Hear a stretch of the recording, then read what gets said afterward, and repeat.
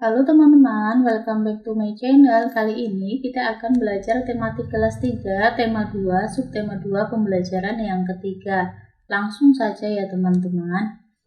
Kucing adalah hewan jinak yang dipelihara manusia. Banyak manfaat dari memelihara kucing.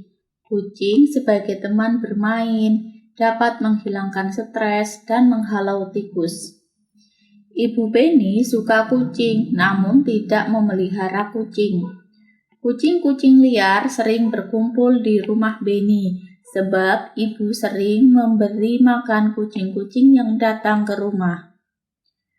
Penny sering memperhatikan tingkah kucing-kucing. Ada kalanya mereka bermain-main dengan tirai yang tertiup angin. Seringnya mereka bertengkar saat makan. Gerakan kucing-kucing itu lucu dan menggemaskan.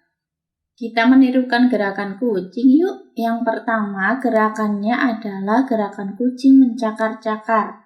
Di sini tampak sekali kucing itu mempunyai kuku-kuku yang tajam ya teman-teman. Jadi dia suka mencakar-cakar. Nah, gerakan yang kedua yaitu gerakan kucing menangkap tikus. Seperti yang sudah disebutkan tadi, bahwa salah satu manfaat dari kucing adalah menghalau tikus di rumah.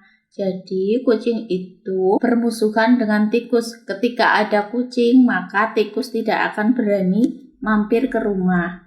Kemudian, kita gabungkan gerakan mencakar-cakar dan menangkap tikus. Penny sedang membaca majalah tentang harimau. Harimau adalah salah satu hewan buas. Tempat hidupnya di hutan belantara. Jumlah harimau di dunia semakin berkurang, maka harimau termasuk binatang yang dilindungi. Ternyata di majalah itu terdapat dongeng yang bercerita tentang harimau. Judulnya adalah Kisah Petani dan Anak Harimau. Di sebuah desa di Pulau Jawa, tinggallah seorang kakek. Ia terkenal baik hati dan ramah. Namanya Ki Maulaya. Para warga desa sangat segan dan mengagumi beliau. Sifatnya yang arif dan bijaksana sering dijadikan tempat bertanya ketika ada perselisihan. Suatu hari, Ki Maulaya pulang dari sawah. Di tengah-tengah perjalanan menuju rumahnya, Ki Maulaya terhenti oleh suara yang didengarnya. Ia pun mencari dari mana suara itu berasal. Dia menemukan sebuah lubang jebakan. Dilihatnya ada 3 ekor anak harimau yang terjebak dan tak bisa keluar. Melihat bahwa binatang yang dia temukan bisa membahayakannya, dia pun tertegun sejenak. Setelah beberapa saat terpaku, Ki Maulaya dapat menekan rasa takutnya. Aku percaya bahwa kebaikan pasti dibalas dengan kebaikan pula. Dikeluarkannya satu persatu anak harimau itu. Setelah semua terangkat, dia pun naik keluar dari lubang itu. Baru saja dia sampai di atas, tiba-tiba dari semak belukar keluar seekor harimau yang sangat besar. Harimau itu adalah induk dari 3 anak harimau yang dia tolong. Ki Maulaya pun gemetar dan berkeringat dingin. Namun, dia mencoba mengendalikan rasa takutnya. Ia hanya pasrah pada kehendak Sang Pencipta. Harimau itu mendekatinya sambil mengendus-endus Ki Maulaya. Lalu dia pergi membawa anak-anaknya. Konon setelah kejadian itu, Ki Maulaya dan harimau menjadi sahabat.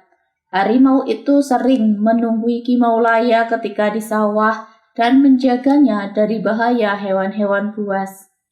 Dan apa yang diyakini Ki Maulaya terbukti, kebaikan pasti dibalas dengan kebaikan pula.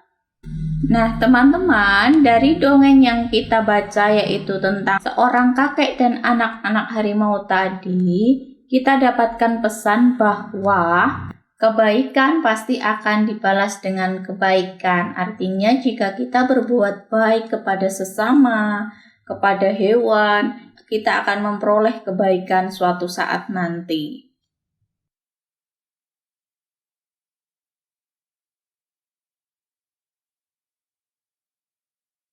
Nah, setelah tadi Beni membaca dongeng, sore hari Beni memasukkan ayam-ayamnya ke kandang. Ia menemukan beberapa telur di dalam kandang. Ia sedang berpikir bagaimana jika telur itu ia simpan dalam beberapa tempat. Kita bantu Beni menyelesaikan masalahnya yuk. Caranya dengan menyelesaikan soal-soal di bawah ini. Ayam-ayam Beni ada yang bertelur. Hari ini Beni mengumpulkan telur-telur ayam di kandang. Ia mengumpulkan 20 telur.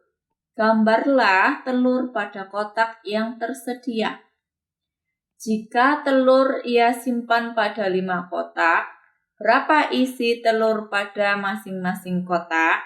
Nah, perhatikan 20 butir telur ini disimpan pada 5 kotak. Nah, caranya kita isi masing-masing kotak telur itu satu persatu ya teman-teman. Kita isi telur pada kotak pertama, 1 butir. Kita isi telur pada kotak kedua 1 butir, ketiga 1 butir, keempat 1 butir, kelima 1 butir. Berarti itu sudah ada 5 butir telur yang sudah tersimpan dalam kotak. Kemudian kita tambahkan 1 lagi di kotak pertama, kedua pun seperti itu, ketiga tambah lagi. Nah, sekarang sudah ada 10 butir telur, berarti kurang 10 lagi. Kita tambahkan satu persatu pada masing-masing kotak sampai telur itu habis tersimpan dalam 5 kotak yang disediakan oleh Beni. Nah, sekarang kita hitung teman-teman, sudahkah 20? 1, 2, 3, 4, 5, 6, 7, 8, 9, 10, 11, 12, 13, 14, 15, 16, 17, 18, 19, 20. Ternyata sudah pas ya. Semua telur-telur Beni sudah tersimpan dalam 5 kotak dengan jumlah yang sama. Jika telur disimpan pada 5 kotak, maka tiap kotak berisi berapa teman-teman? 4 butir telur. Kita dapat menuliskannya dalam lambang bilangan, yaitu banyaknya kotak itu kan 5 ya. Kemudian isinya kotak itu 4. Jadi 5 kali 4. Hasilnya berapa? 20 ya.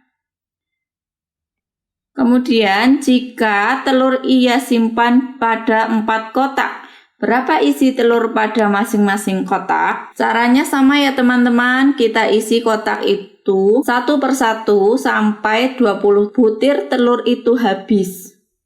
Kita mulai dari kotak pertama, 1, kotak kedua, kotak ketiga, kotak keempat. Dimulai lagi dari kotak pertama, kedua, ketiga, keempat. Lagi ke 1, kedua, ketiga, keempat. Ke 1, kedua, ketiga, keempat.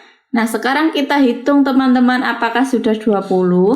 1, 2, 3, 4, 5, 6, 7, 8, 9, 10, 11, 12, 13, 14, 15, 16. Ternyata belum ya teman-teman, masih kurang 4. Berarti masing-masing kotak kita tambahkan berapa butir telur lagi? 1 ya. 1, 1, 1, 1. Jika telur disimpan pada 4 kotak, maka tiap kotak berisi 1, 2, 3, 4, 5 butir telur. Maka kita dapat menuliskan bentuk perkalian dari penyimpanan telur Beni menjadi berapa teman-teman? Yang pertama tadi kan 5 kotak ya. Dikalikan isinya 4. Nah, itu sama dengan jika disimpan dalam 4 kotak isinya 5. Jadi perkalian 5 kali 4 itu hasilnya sama dengan 4 kali 5. Kita lanjut ke soal yang kedua teman-teman. Beni juga memelihara kelinci. Kelinci makan sayuran, salah satunya wortel. Beni membeli 14 batang wortel. Gambarlah wortel pada kotak yang tersedia. Jika wortel diberikan kepada 2 kelinci, berapa wortel yang didapatkan tiap kelinci? Tadi ada berapa? 14. Caranya sama ya. Kita bagikan satu persatu sampai 14 batang wortel itu habis.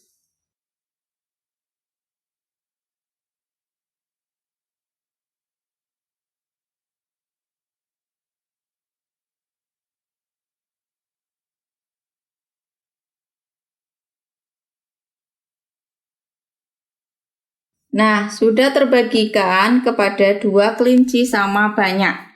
Kita hitung yuk berapa banyaknya wortel yang diterima oleh setiap kelinci.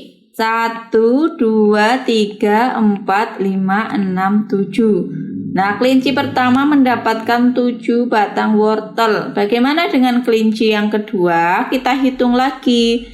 1, 2, 3, 4, 5, 6, 7. Ternyata sama ya. Jumlahnya semuanya sudah 14. Jika wortel diberikan kepada 2 kelinci, maka tiap kelinci mendapatkan 7 batang wortel. Kita dapat menuliskannya dalam lambang bilangan, yaitu banyaknya kelinci kan 2. Kemudian masing-masing mendapatkan 7 batang wortel. Jadi semuanya ada 14. Jika wortel diberikan kepada 7 kelinci, berapa wortel yang didapatkan tiap kelinci? Kita bagi ya, 14 wortel kepada 7 kelinci. Sekarang kita gambar dulu.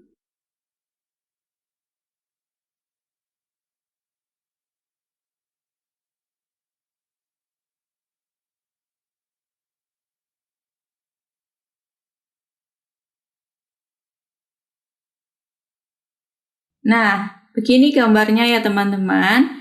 Jika wortel diberikan kepada 7 kelinci, maka tiap kelinci mendapatkan berapa? 1, 2 batang wortel. Kita dapat menuliskannya dalam lambang bilangan, yaitu berapa teman-teman? Banyaknya kelinci 7, kemudian kalikan 2. Sama dengan 14. Maka kita dapat menuliskan bentuk perkalian dari pemberian wortel kepada kelinci.